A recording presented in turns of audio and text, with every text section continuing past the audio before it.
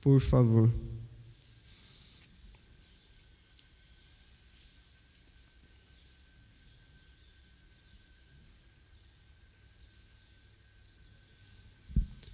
João 1,12, quem achou, pode ler.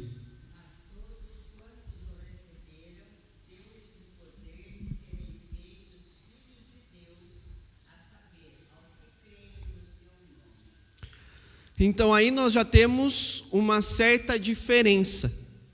Se no Antigo Testamento Deus chamou uma nação, o povo de Israel, no Novo Testamento, então, nós vemos a expansão dessa graça para quem? O que o texto nos diz? A todos quantos o receberam. Então, todos aqueles que receberam a Cristo,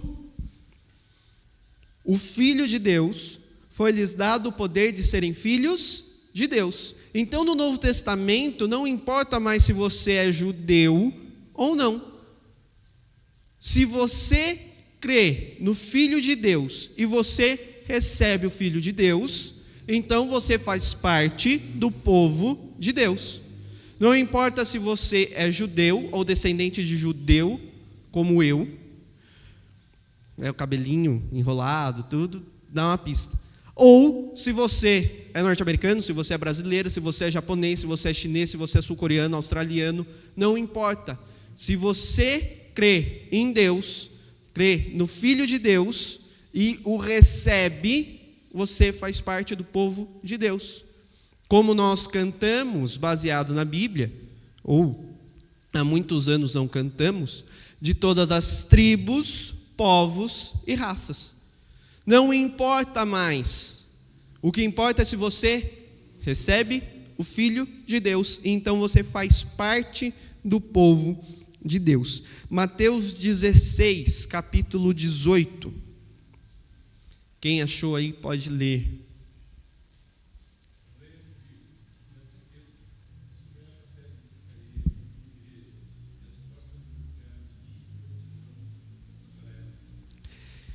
Aqui é a primeira vez na Bíblia que a palavra igreja aparece. Mateus 16, 18. Então, a igreja de Cristo é aquela que foi edificada sobre a pedra. Primeiramente sobre Cristo, e mais para frente nós vamos ver a ação dos apóstolos sobre isso. Mas no Novo Testamento, então, nós não temos mais apenas um povo, uma nação escolhida por Deus, que é aquela nação será o reino de sacerdotes. Nós temos a igreja que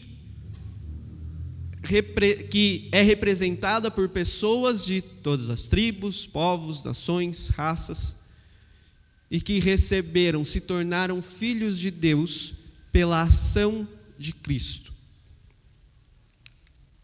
Então, eu já respondi essa pergunta, mas quem então faz parte da igreja?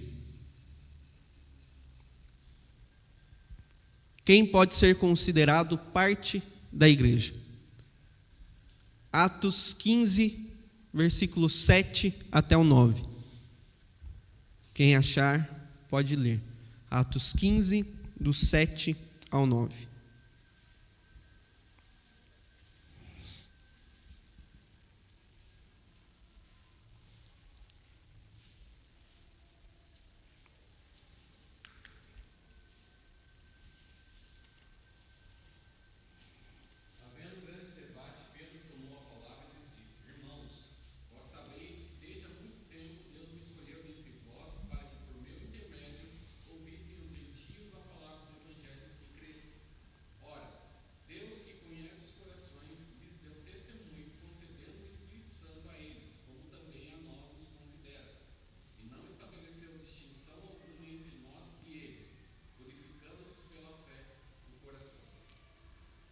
Quem faz parte da igreja? Usando as palavras do próprio Pedro.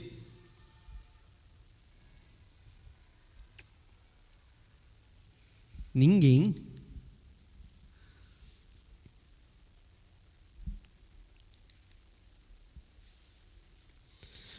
No texto, nós vemos uma discordância entre judeus e entre gentios. Porque os judeus queriam que os gentios vivessem da mesma maneira, seguindo as leis dos judeus. E Pedro, então, ele vem falar: vós sabeis que desde há muito Deus me escolheu dentre vós para que por meu intermédio ouvissem os gentios, para que eles ouvissem a palavra do evangelho e eles crescem, porque o evangelho também chegou aos gentios. E o que acontece a partir disso? Todos, pela fé, receberam o Espírito Santo. Então, o que determina que aquela pessoa fazia parte do povo de Deus, do povo escolhido de Deus? Era se ela era judia ou gentia? Não. Era porque ela recebeu o Espírito Santo. Versículo 8. Concedendo o Espírito Santo a eles, como também a nós nos concedera. E não estabeleceu distinção alguma entre nós e eles, purificando-lhes pela fé o coração. Então eles também foram purificados. Eles também foram limpos dos seus pecados, tiveram seus pecados perdoados. E a partir disso, eles passam a fazer parte do povo de Deus, da igreja. Então, judeus e gentios, e vamos agora lembrar o que são os gentios. Os judeus são o povo, a nação de Israel, lá do Antigo Testamento. Os gentios, eles eram considerados todos aqueles que não faziam parte do povo de Deus, todos os estrangeiros. Então, os filisteus eram gentios, vamos pegar outro povo, os cananeus eram gentios. Por quê? Porque eles não eram o povo escolhido, a nação escolhida por Deus. E os judeus, eles carregam isso, até mesmo depois que alguns se convertem. Eles ainda possuem essa visão, essa distinção entre o judeu e o gentio. Então, Pedro aqui, ele está falando, não importa mais se você é judeu ou se você é gentio. O que importa é que você recebeu o Espírito Santo. Atos 11, 26. Quem achar pode ler.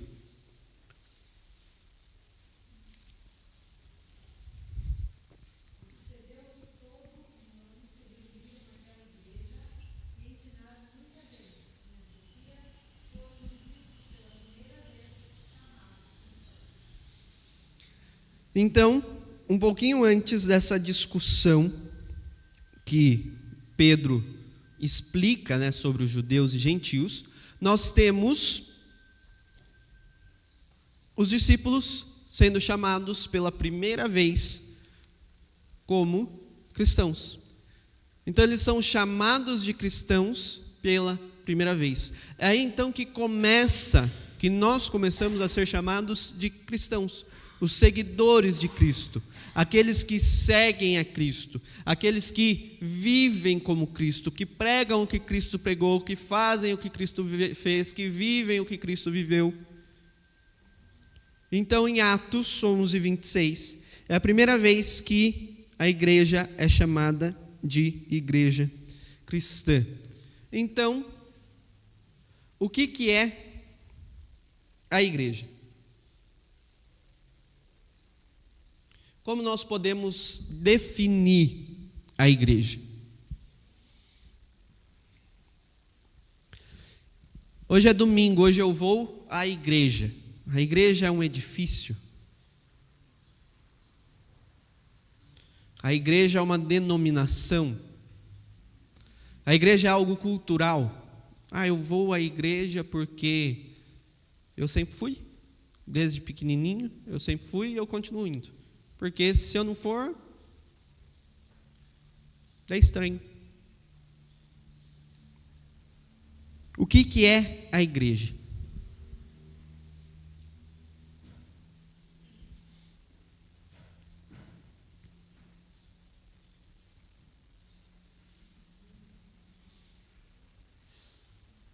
Vocês são muito quietos hoje.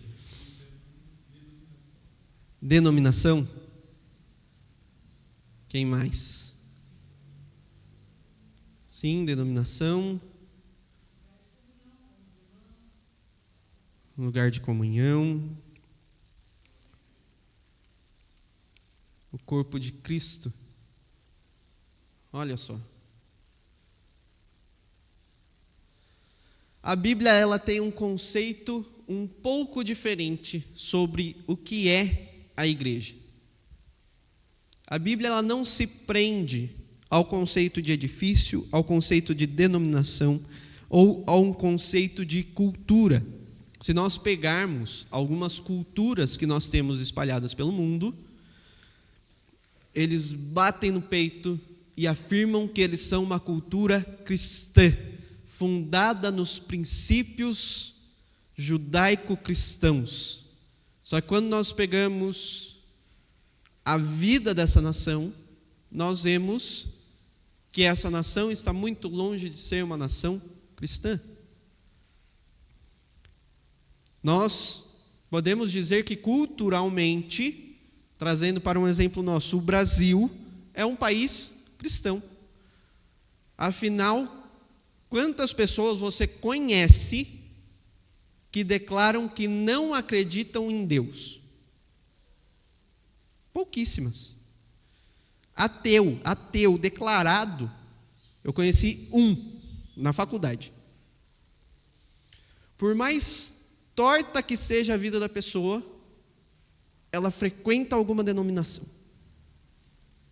Ou melhor, ela diz frequentar, ela é nominal. Então, nós não conseguimos nos basear nisso, em nenhuma dessas três maneiras, para dizer o que é a igreja, porque a Bíblia, ela traz um conceito diferente do que é a igreja. No Antigo Testamento, nós temos aí o texto de Números 14.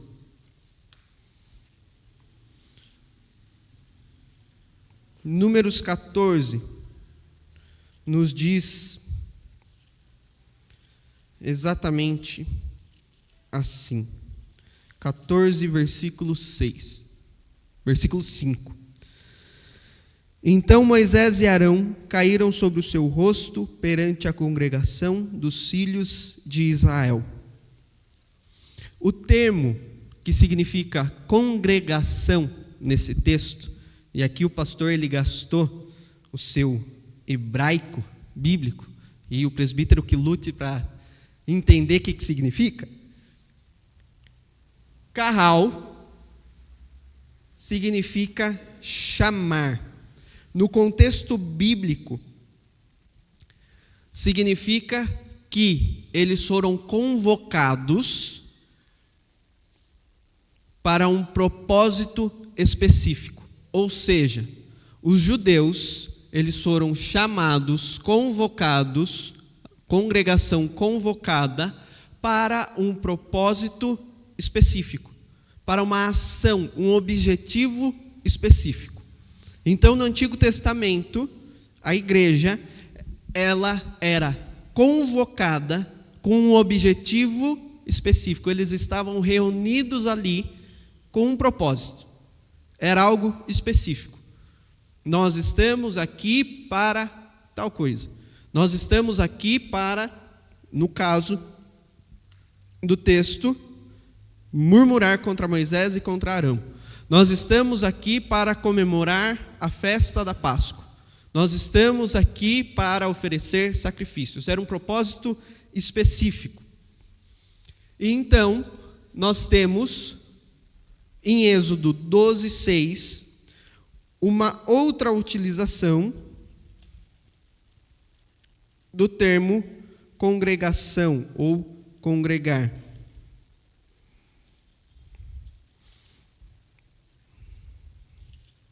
Êxodo 12, 6, que nos diz assim: E o guardareis até o 14º dia deste mês, e todo o ajuntamento da congregação de Israel o imolará no crepúsculo da tarde, Aqui é a instituição da Páscoa. Então, Edá significa reunir-se em um local indicado, ou seja, eles estavam unidos por um propósito comum. Os dois termos em português significam congregação, só que o primeiro, eles eram convocados para um propósito específico. No segundo, eles estavam unidos para um propósito comum. Eles se uniram porque eles tinham um propósito em comum: celebrar a festa da Páscoa. Eles não haviam sido convocados, não era obrigatório eles estarem, mas eles estavam para comemorar a festa da Páscoa. E aí então, nós vamos para o Novo Testamento. O que nós temos no Novo Testamento sobre a igreja? E esse é um termo muito conhecido, que várias vezes nós escutamos em pregações de pastores que gostam de usar mais os termos originais, o eclésia, que é uma assembleia, é um ajuntamento, é um grupo de pessoas que se reúne em assembleia. Atos 11, 22. Se algum irmão puder ler para nós, Atos 11, 22.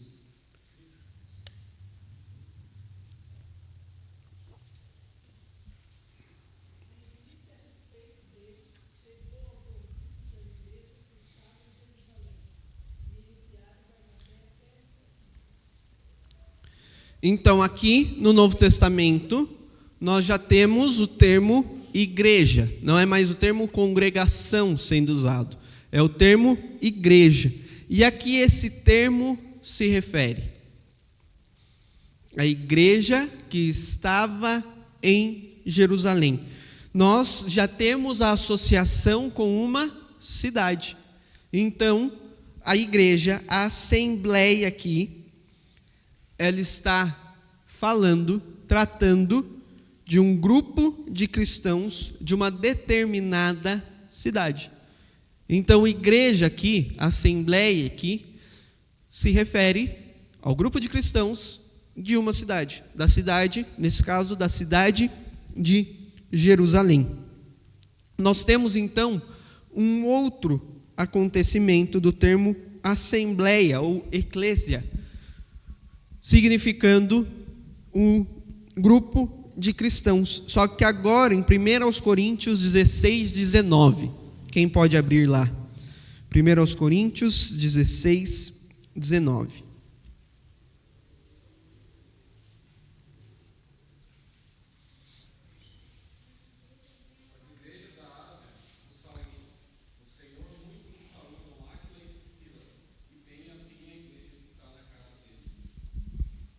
Acontece.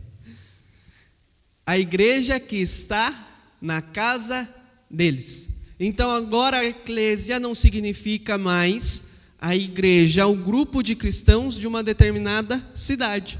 Aqui o termo está sendo usado para falar de um grupo de cristãos que se reunia em casas. Então, quando nós olhamos para o edifício, nós não conseguimos dizer que a igreja é um edifício. Porque no Novo Testamento, segundo a Bíblia, ela pode se tratar de um grupo de cristãos que está em determinada cidade ou que se reúne em uma casa.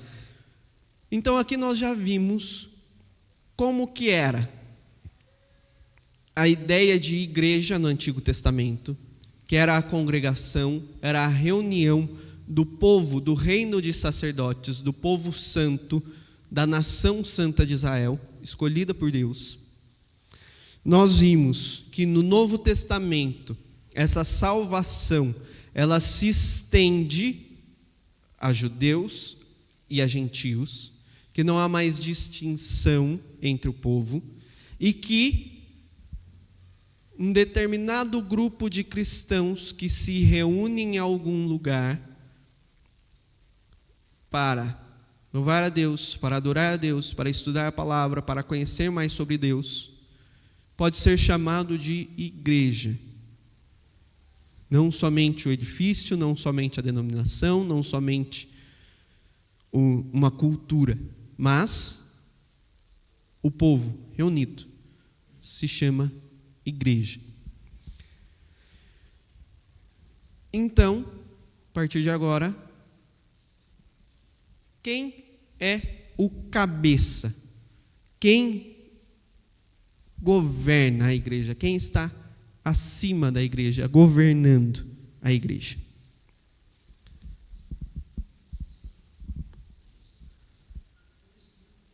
Cristo, todos unânimes, só Cristo, Deus.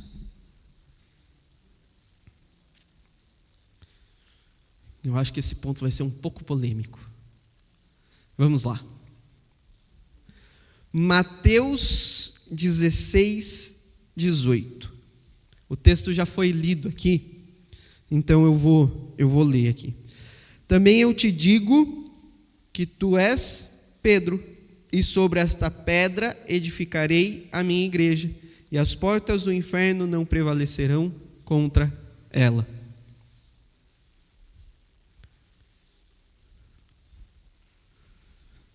Ninguém falou de Pedro na resposta.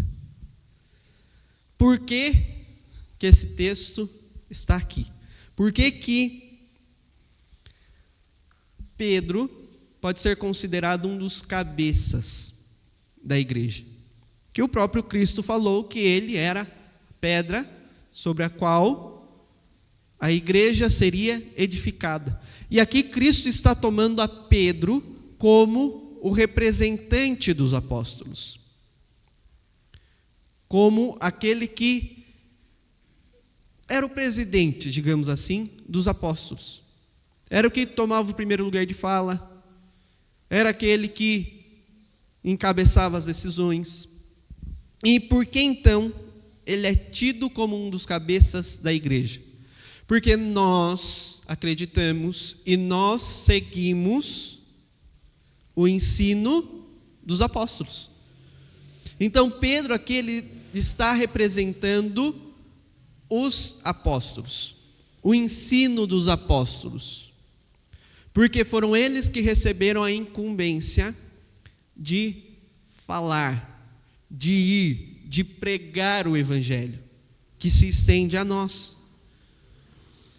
Então, quando nós olhamos para os apóstolos, nós vemos que é baseada no ensino deles sobre Cristo. Cristo é o cabeça da igreja. E nós nos baseamos no que Cristo fez, no ensino dos apóstolos sobre Cristo, para pregar, para viver. Então, por isso, nós entendemos isso. Mas Mateus 16, 16, um pouquinho antes. Quem pode ler?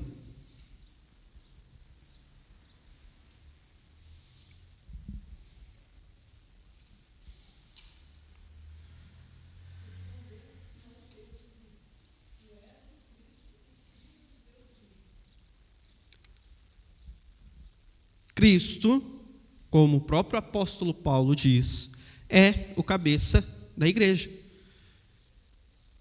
Cristo, o Filho do Deus vivo. O próprio Pedro, aqui, ele está declarando que Cristo. E então, 2 versículos depois, o próprio Cristo faz essa analogia entre o nome de Pedro, pedra. Cristo é a pedra angular, a pedra principal, que sustenta todas as outras. E os apóstolos são as pedras seguintes. Então, o cabeça da igreja é Cristo, aquele que governa, aquele que comanda a igreja é Cristo, e ela está baseada no que os apóstolos ensinaram, no que nós lemos na Bíblia que eles ensinaram. Lembrando que aquilo que está na Bíblia, como nós já vimos nas aulas anteriores, são palavras colocadas por Deus. O texto original, em grego, em hebraico, são as palavras, exatamente as palavras que Deus queria que fossem escritas. As traduções, elas diferem, mas o texto original da Bíblia é aquilo que Deus quis que fosse escrito, foi o que Deus colocou na mente e nas mãos dos escritores. E aí, nós passamos para uma outra pergunta. Que tipo de igreja Jesus edificou?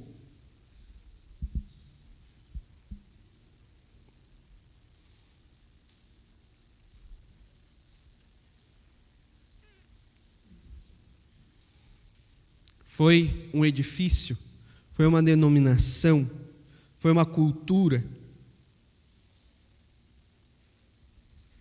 Eu estou falando, vocês estão muito quietos.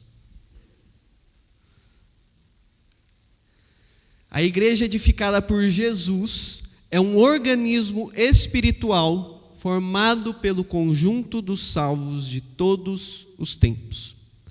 Então, a igreja que Jesus edificou é uma igreja que representa todos os salvos de todos os tempos. É um organismo espiritual. O que é um organismo? É aquilo que age, é aquilo que tem vida, é aquilo que tem função.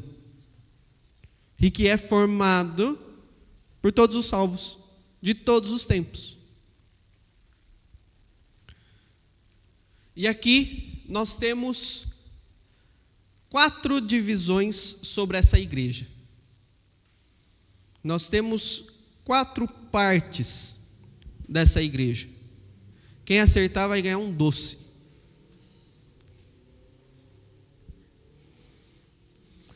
Nós temos a igreja visível.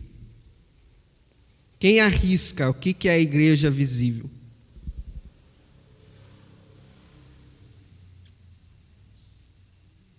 O que é visível? O que significa visível? O que nós enxergamos, aquilo que nós vemos. Então, o que é a igreja visível? A construção, as pessoas. Vamos lá, quem mais? Fazer igual eu faço quando eu estou dando aula para os adolescentes. Vamos aprofundar. Está muito em cima ainda, está muito no raso. Vamos aprofundar. Mais profundo. Construção, pessoas, que mais? Aquilo que nós podemos ver. Visível. É a igreja que podemos ver. Ou seja, os membros, as pessoas, a organização. Ou seja, como ela é organizada, como ocorre a liturgia, e a pregação da palavra, e outras coisas.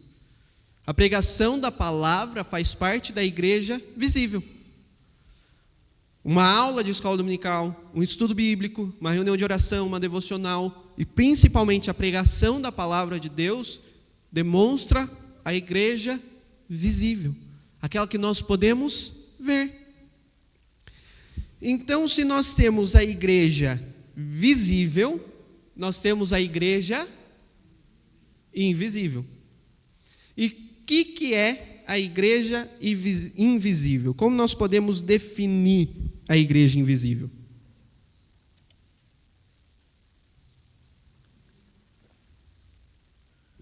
É aquela que nós não podemos ver. Mas o que significa a igreja invisível? Vamos voltar. Igreja, identificada por Jesus, é um organismo espiritual formado pelo conjunto dos salvos de todos os tempos. O que é a igreja invisível?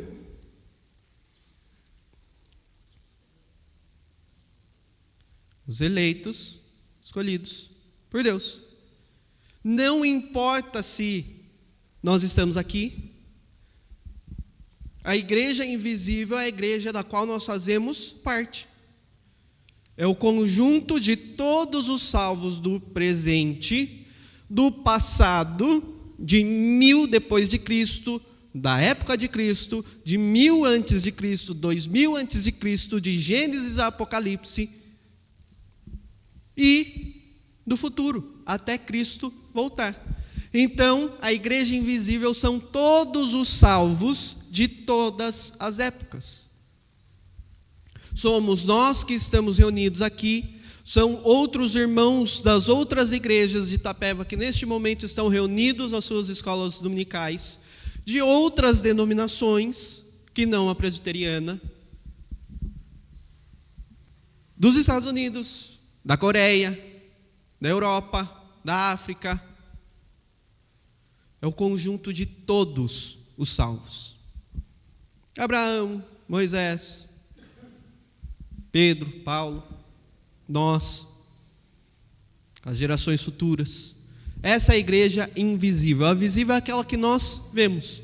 A invisível são todos os santos.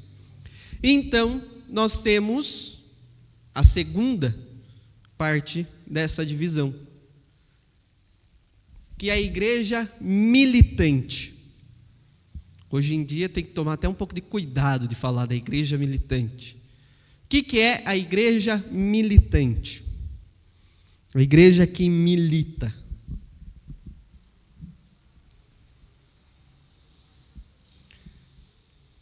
Vamos pegar a palavra lá. Militante, militar.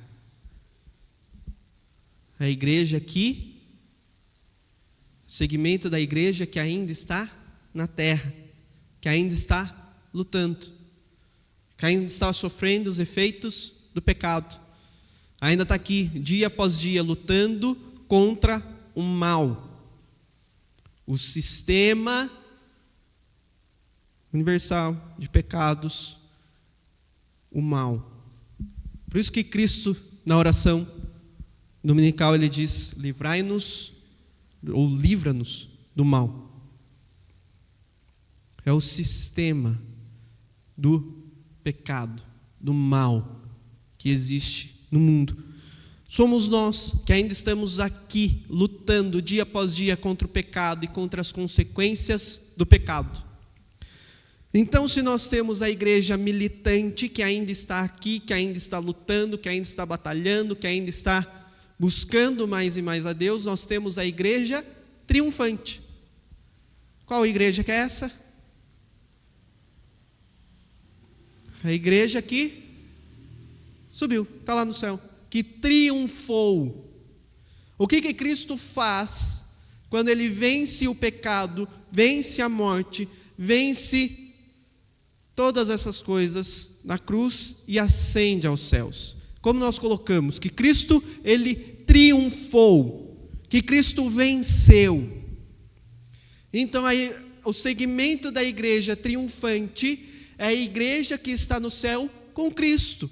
É a igreja que triunfou sobre o pecado, pela graça de Cristo. É a igreja que triunfou sobre todas as lutas que teve enquanto igreja militante. E agora está descansando. Agora está colhendo os louros, triunfante com Cristo. Então, nós entendemos que a igreja não é o edifício. Que a igreja é o povo de Deus reunido, uma congregação, uma assembleia, que está aqui. Nós entendemos que existe uma igreja visível, que nós vemos, uma igreja invisível, que nós não vemos, que nós veremos quando formos igreja triunfante. Mas, por enquanto, nós somos igreja militante. Segundo ponto, por que existem tantas denominações?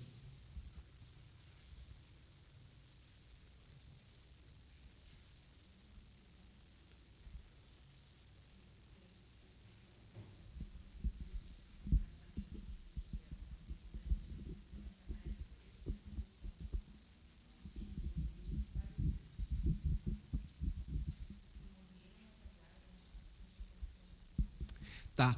Aí nós vamos ter um desvio doutrinário, um desvio teológico, porque existem algumas denominações que elas acreditam que a irmã perguntou aqui, que ela fez uma pesquisa para tentar entender melhor, além da igreja militante e triunfante, apareceu a igreja padecente. O que seria a igreja padecente? Né, que são, como que é o termo usado? Os que morreram, mas aguardam a santificação. Aí nós temos um desvio, não apenas doutrinário, mas um desvio de entendimento bíblico. Por quê? Porque nós entendemos que quando nós morremos, nós temos dois caminhos: céu ou inferno. Aqueles que creram em Cristo como seu Senhor e Salvador são salvos e vão para o céu, ou seja, se tornam triunfantes e estão no céu. Aqueles que não creem em Cristo Jesus, inferno por toda a eternidade. Algumas denominações, elas acreditam que existe um estado neutro da alma, que não existe inferno. Ou a alma é aniquilada, ou seja, aqueles que não creem em Deus deixam de existir, nunca mais existem, não pagam pelos seus pecados aqui na terra. O segundo ponto é aqueles que passam por um período em algum lugar esperando essa santificação. Ou seja, a obra de Cristo não foi suficiente para eles serem salvos, então eles têm que ser santificados, têm que passar mais um tempinho ali em algum lugar para ser santificado. Então nós temos esses desvios.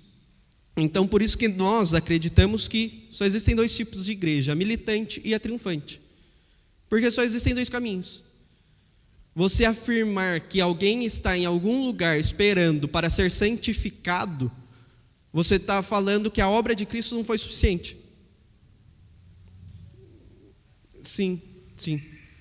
Certo? Então, por que existem tantas denominações? Pela dureza do coração do homem, sempre buscando fazer aquilo que está em conformidade com a sua vontade. O desejo de Deus é que tenhamos o mesmo alvo. Filipenses 2:2. Completai a minha alegria, de modo que penseis a mesma coisa, tenhais o mesmo amor, sejais unidos de alma, tendo o mesmo sentimento. Ou seja, a igreja foi criada para ser uma, mas por causa da dureza do nosso coração, não estou bem nessa igreja aqui, eu vou criar uma igreja para mim, porque eu acho que o certo é isso. E aí nós temos essas divisões. E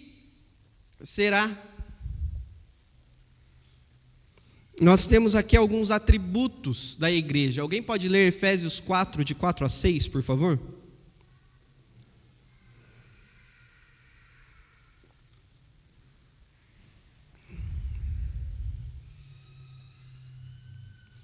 Efésios 4, de 4 a 6.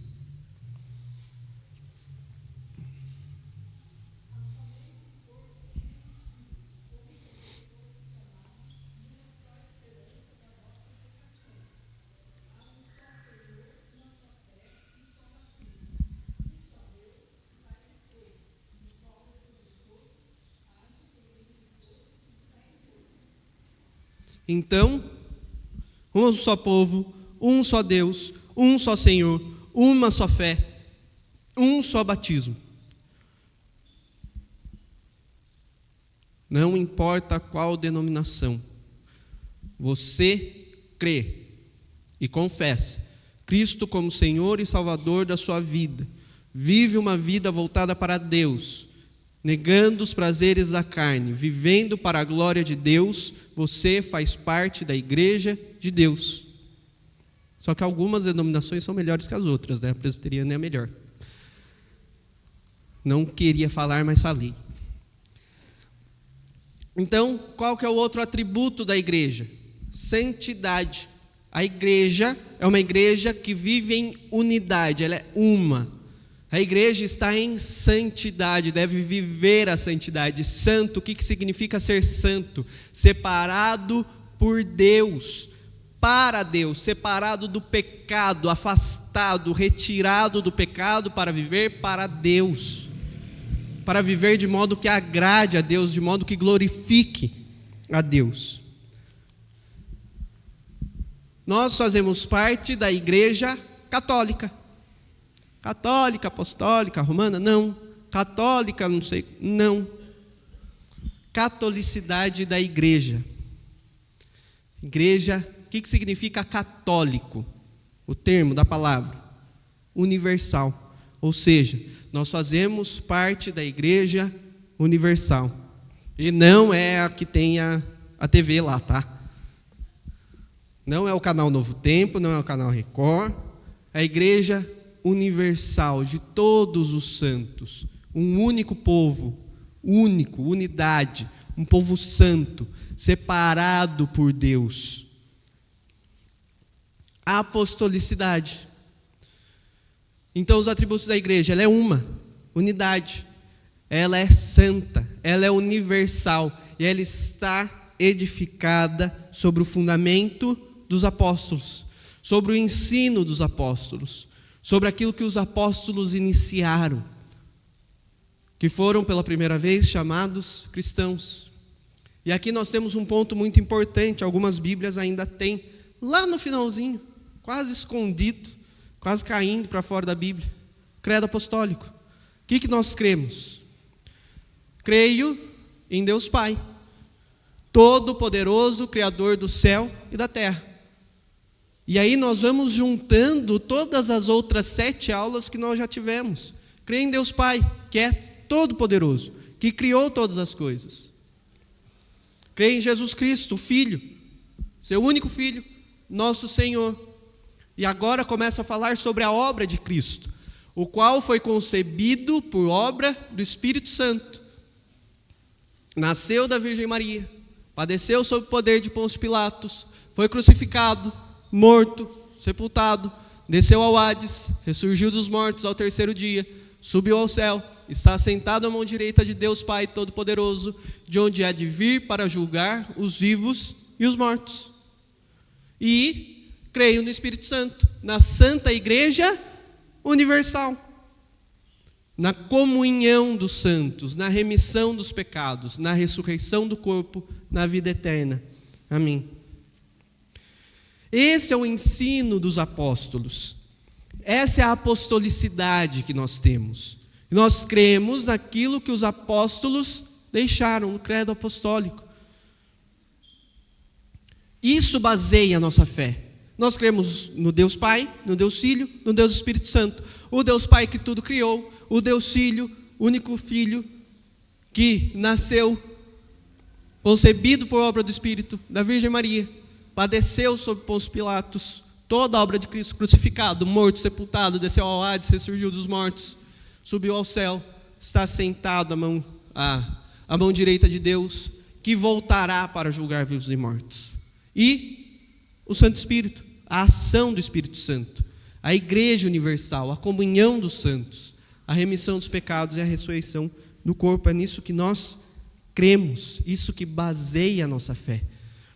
Por isso que, quando apareceu a pergunta, quem é o cabeça da igreja? Pedro, porque a representação dessa fé dos apóstolos, do credo dos apóstolos. E quais são as marcas de uma verdadeira igreja? Fui viajar, estou em outra cidade, como eu sei se a igreja que eu estou aqui na praia é uma verdadeira igreja? Tive que mudar de cidade, como eu sei que eu estou frequentando uma verdadeira igreja? Quais que são as marcas? Fiel pregação da palavra de Deus. Essa igreja, ela não se baseia em profetadas, em quem abre a Bíblia, lê o texto e começa a falar coisas que nada tem a ver com o texto, em historinhas contadas, em promessas de que você vai vencer, de que você vai ganhar tudo, de que você determina. É a fiel pregação da palavra de Deus. É você ler o texto e explicar o que está no texto, o que o texto diz. é ser fiel à palavra. Correta administração dos sacramentos. E aqui a gente já fala que é igreja católica, e já vai para sacramento, o pessoal já vai.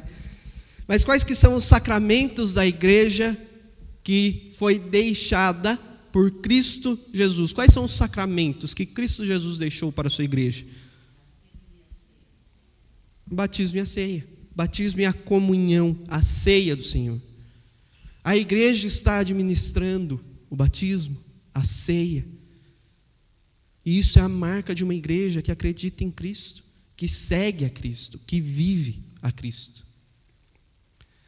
E o fiel exercício da disciplina. A igreja cristã não é uma igreja que passa a mão na cabeça de quem está em pecado, de quem está fazendo errado. Deve existir disciplina, deve existir correção, admoestação. Então nós temos o ensino da palavra, nós temos a ministração dos sacramentos e nós temos a disciplina. Mas então por que é necessário a disciplina? Por que a disciplina é necessária na igreja?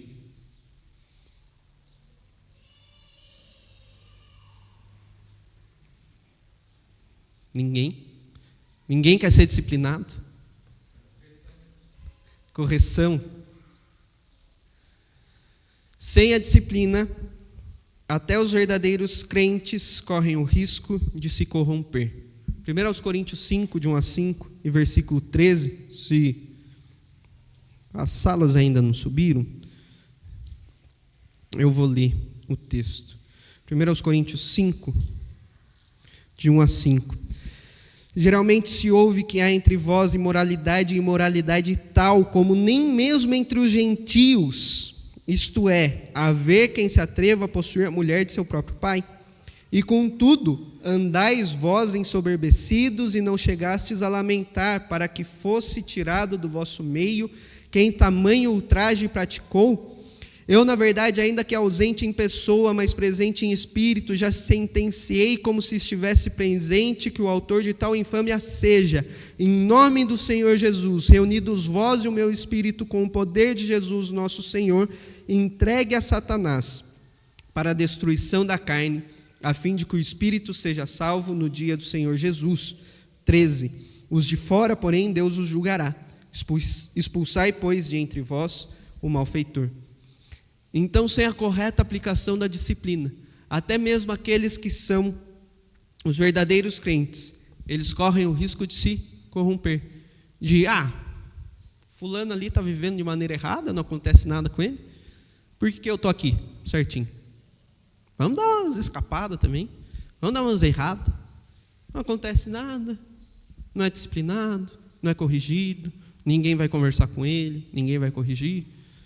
Então, por isso que nós precisamos da disciplina, para manter a igreja fiel à palavra, para manter a igreja pura. A igreja, ela foi constituída por Jesus Cristo, sendo um povo de propriedade exclusiva de Deus, a fim de proclamar as virtudes daquele que nos chamou das trevas para a sua maravilhosa luz. 1 de Pedro 2:9.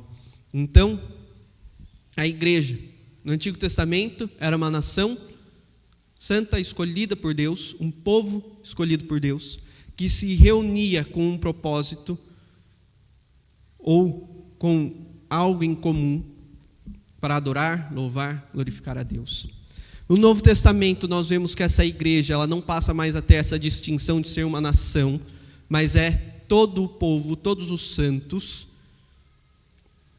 não importa se judeu, se gentil, e que se reúnem em assembleia, não importa se em uma cidade, em uma casa, representa o grupo de cristãos, aqueles que foram escolhidos por Deus. Nós temos então a igreja visível, aquela que nós podemos ver, a igreja invisível, que é a união de todos os crentes de todas as épocas, passado, presente e futuro, Nós temos a igreja aqui militante, que está lutando, que está batalhando aqui. A igreja triunfante, que já triunfou sobre todas as coisas, que já venceu todas as coisas e que está com o Pai. Nós temos Cristo como cabeça da igreja, a igreja baseada no fundamento dos apóstolos, no credo apostólico. Os atributos da igreja, que é uma igreja que vive em unidade, em santidade, catolicidade, a igreja universal, apostolicidade edificada sobre o fundamento dos apóstolos, que tem como marcas a pregação, a fiel pregação da palavra, a correta administração dos sacramentos e o fiel exercício da disciplina. Então, essas são as marcas, essa é a igreja de Cristo. Alguma pergunta para agora? As outras salas vão subir? Não? Então vamos passar para o encerramento. Vamos aproveitar que já estamos aqui. Convido os adultos a se colocarem em pé. Nós leremos esse texto de 1 Pedro 2,9 e depois nós passamos para a sala do pastor.